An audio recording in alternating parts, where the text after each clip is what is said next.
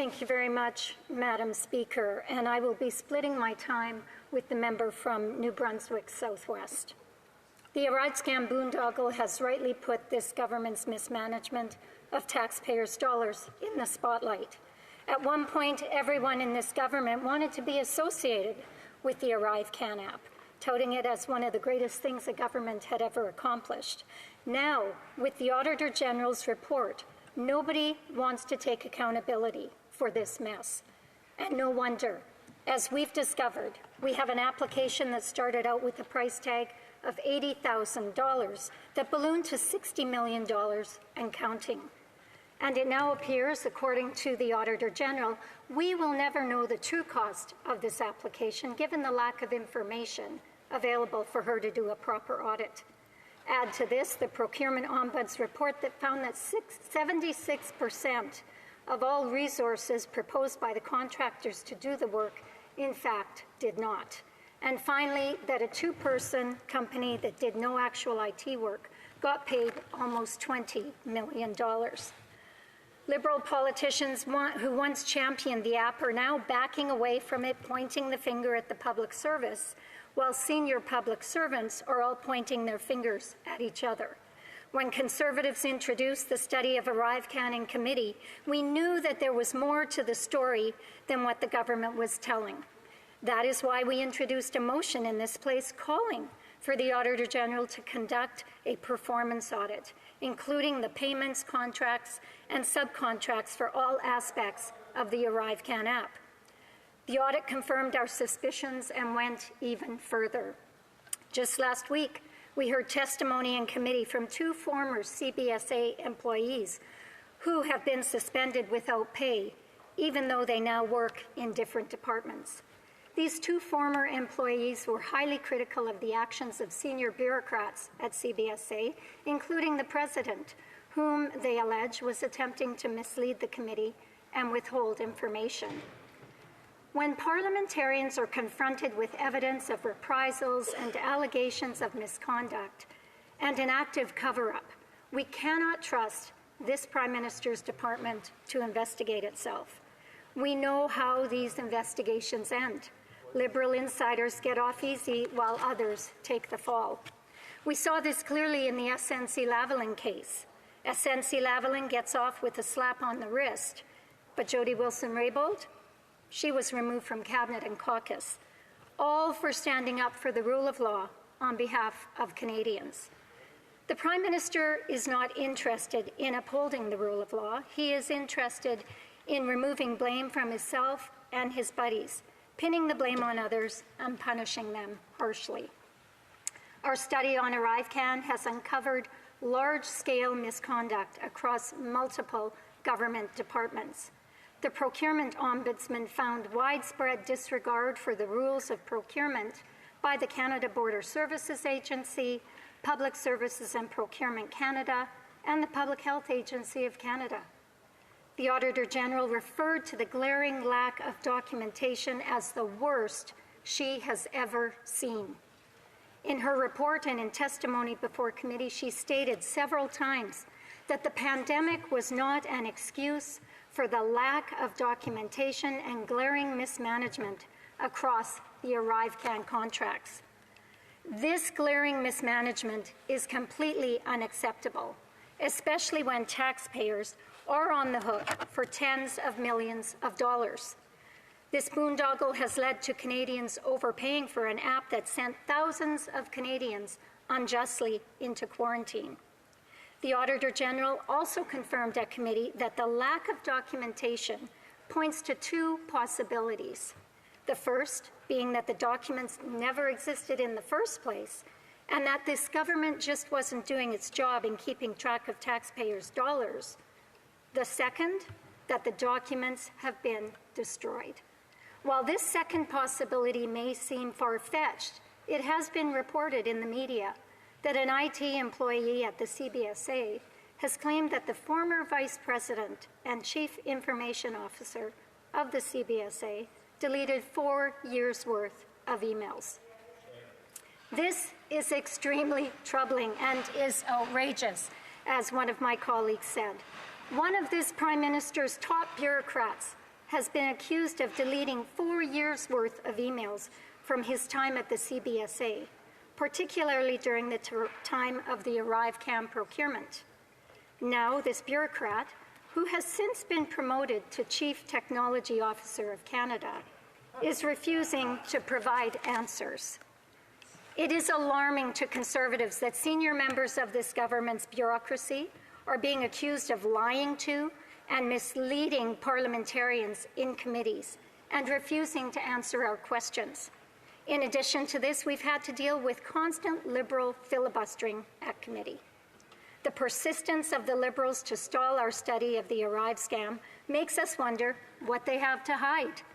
The mismanagement of ArriveCAN is indicative of the way this NDP Liberal government has been running the country over the last 8 years.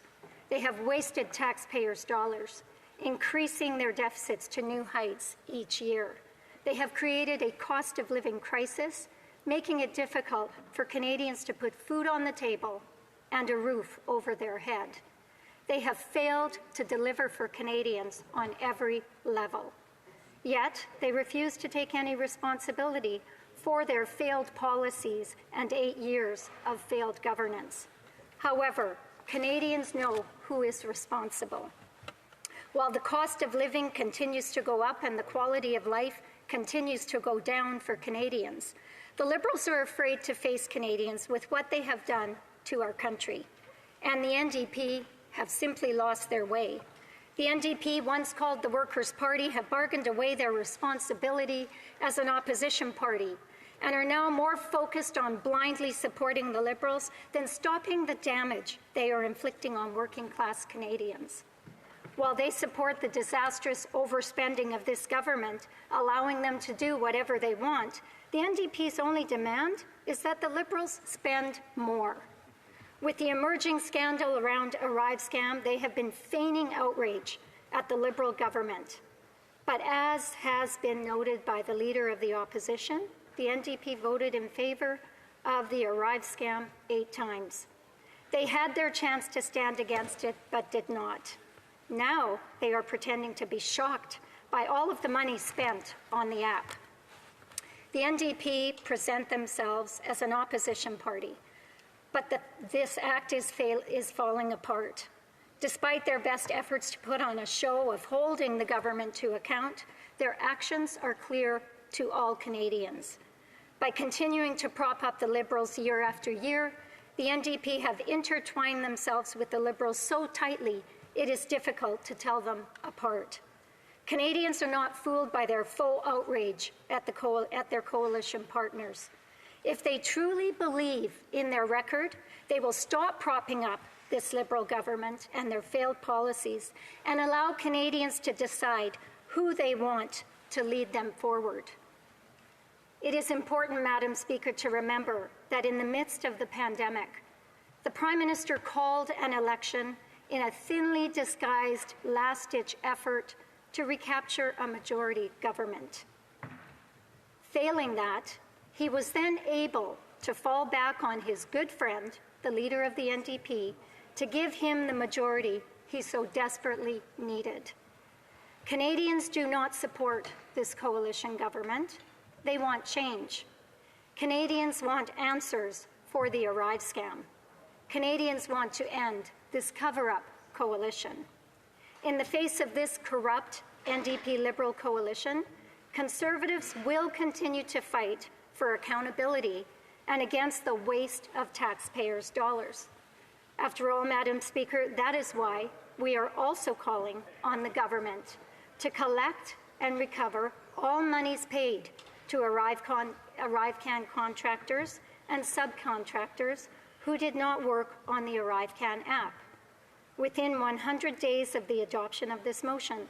And we are calling on the Prime Minister to table a report in the House showing that public funds have been reimbursed. This is the ultimate accountability that this government can demonstrate. Thank you. And comments, the Honourable Parliamentary Secretary at the Government House Leader. Yes, thank you, Madam Speaker. And, you know, I can tell the member that there are, for me, two issues. There's the one of the procurement process. I'll get into that. But I can tell the member opposite that, quite frankly, my constituents would be very much concerned in terms of how a company would be able to get the type of contracts that it has been able to get, and ultimately question in terms of the real value of those contracts. And one of the ways in which we can find out, Madam Speaker, is to take a look in terms of where this company actually comes from. This is not a company that just was created in the last few years. It's been around for a number of years. It was created under Stephen Harper. This is actually a company where the board actually received contracts, many contracts, under the Stephen Harper government. Would she not agree that we should get a better sense in terms of... Point of order, the Honourable Member Calgary Centre. Madam Speaker, I don't know how to say this loud enough. That member is misleading this House. This country was created in 2015. Its incorporation date is 2015, shortly after this government got elected. This is a point of debate, and I know that the Honourable Member for... It is a point of very significant relevance. This member is misleading this House, and I'd like you to rule on it, please. Well, on the same point of order. On the same point of order, the Honourable Parliamentary Secretary. Yes, Madam Speaker, just to try to relieve some tension on the other side. I can tell the member he should look up Cordell Systems Consulting, and that is virtually the same company, the same two individuals, and that's what we're talking about.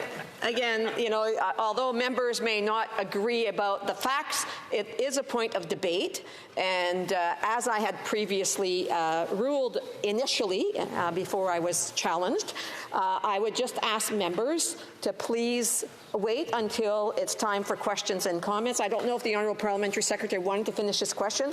I do know that the Honourable Member Calgary Trail Eagle Creek is able to answer. There was a lot of individuals who were trying to speak while the Honourable Parliamentary Secretary was asking his question, but I just want to say that I know that the members making the speeches are very well able to answer the questions, and that's when the interjection should actually happen. I have another point of order. The Honourable Member Paranchi.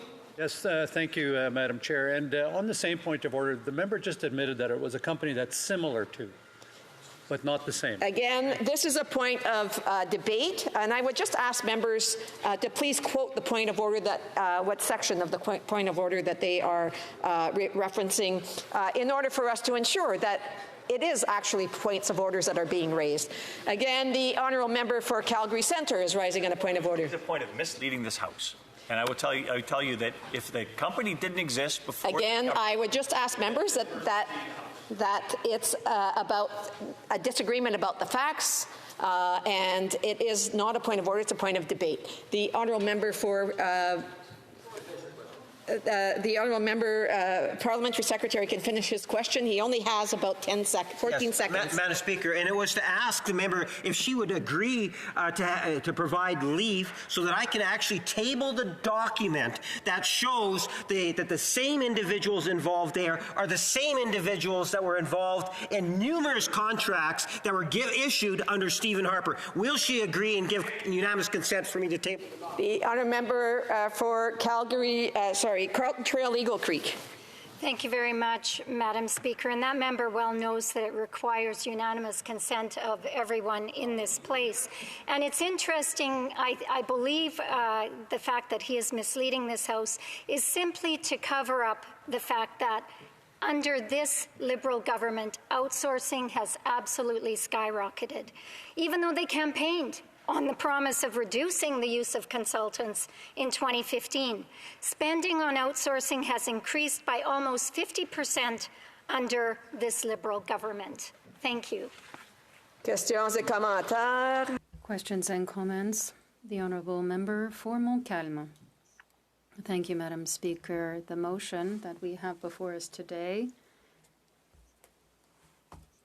which was defended by the former Conservative Speaker, said that the government, the government should produce all the documents, reports, so that all light can be shed. We think that we need to go further given all the allegations of misconduct at Canada Border Services Agency, there should be a guardianship placed on them now, and that there be an external independent inquiry begun. Eagle Creek. Thank you very much, Madam Speaker, and I do appreciate the question put forward by my honourable colleague. I think it's important to remember that the Auditor General has stated in her audit, in her report, that this was the worst that she has ever seen when it comes to glaring mismanagement and the lack of documentation and ultimately undermining value for money for Canadians. I've sat in on all of the meetings when it comes to our study on ArriveCan and can tell you that it's been extremely difficult to get access to documents, and this is something that we are committed to doing, which is why I believe we have put forward this Opposition Day motion. Thank you. Questions and comments? Member Esquimalt, Saanich. Well, thank you very much, Madam Speaker. And I do always enjoy when Liberals and Conservatives have a contest over who the worst managers in government are. And it seems to me quite ironic that the Conservatives are so focused on this one incidence of misspending when they were the government who brought in the Phoenix Pay System, which they estimated to cost $310 million, and it's now cost more than $2.6 billion.